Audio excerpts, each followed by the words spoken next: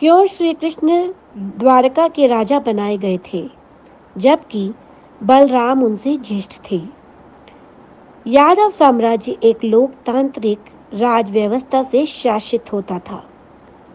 यहाँ का राजा का पद आनुवंशिक नहीं होता था, बल्कि उसका चयन होता था, जिसे यादवों की एक विशाल सभा चुनती थी। बहुमत जिसे चुनता था वही राजगद्दी पर बैठता था और बाकी के यादव साम्राज्य के अन्य हिस्सों को मथुरा राजगद्दी से शासित किया जाता। चुने हुए प्रतिनिधियों द्वारा, जिन्हें राजा सभा के विचार विमर्श पर नियुक्त करता था। द्वारिका का क्षेत्र वसुदेव को प्रशासनिक दृष्टि से मिला था, जो मथुरा के दामाद बनने से पहले शौरीपुर को प्रशासित कर रहे थे। शौरीपुर आज की यमुना नदी के किनारे बटेश्वर को कहा जाता था, जो अब आगरा जिले उत्तर प्रदेश में स्थित है। यह एक प्रसिद्ध तीर्थ स्थल है जिसे हिंदू और जैन धर्मानुयायी मानते हैं। द्वारिका प्रशासन दोनों भाइयों के ही सुपुर्द था, न कि अकेले कृष्ण को। दोनों भाई साथ साथ एक ही राजगद्दी पर बैठते थे और राजकाज का संचालन करते थे। आधिकारिक तौर पर दोनों का महत्व समान था। कृष्ण चूंकि राजनीति और कूटनीति के विशेष महारथी थे, तो उनका उल्लेख ज्यादा मिलता था। वहीं बलराम स्वभाव के सीधे और क्रोधी स्वभाव के थे, तो वे स्वयं खुद को युद्ध और सामरिक विषयों तक ही सीमित रखते थे।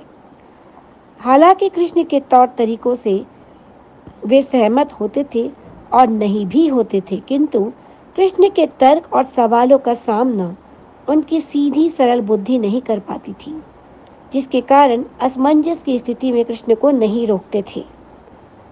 कृष्ण भी कभी उनकी आज्ञा के विपरीत तब तक नहीं जाते थे जब तक बलराम उसकी आज्ञा नहीं दे देते थे।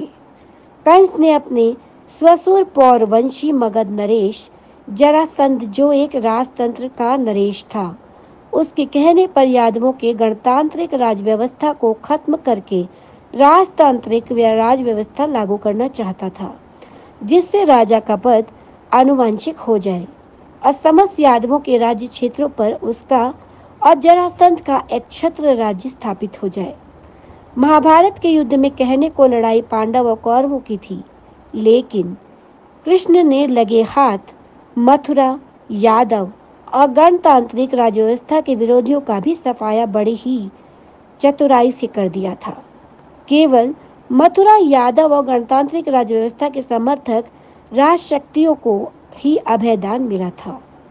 चाणक्य, जिसे महान कूटनीतिज्ञ, अर्थशास्त्री, देशभक्त और राष्ट्र निर्माता और सम्राट निर्माता लिखकर अतिशयोक्तिपूर्ण रूप से ब्राह्मण साहित्य और इतिहास में महिमा मंडित किया गया है, उसी चाणक्य से हजारों साल पहले समस्त भारतवर्ष को अखंड भारत में स्थापित करने का कार्य एक यादव क्षत्रिय पहले करके दिखा चुका था।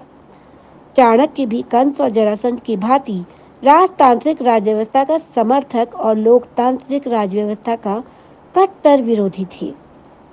उसने अनेक गणतंत्रों का समूल नाश करवाया था, क्योंकि उन गणतंत्रों में जो सभा होती थी, वहां ब्राह्मण या पुरोहितों का प्रभाव राजा के ऊपर नहीं चलता था।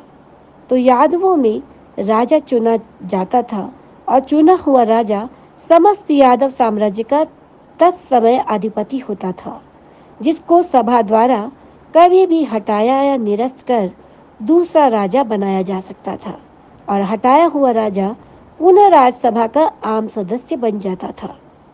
बाकी के राज क्षेत्रों को प्रशासित करने वाले राजा के प्रतिनिधि अधीश कहे जाते थे।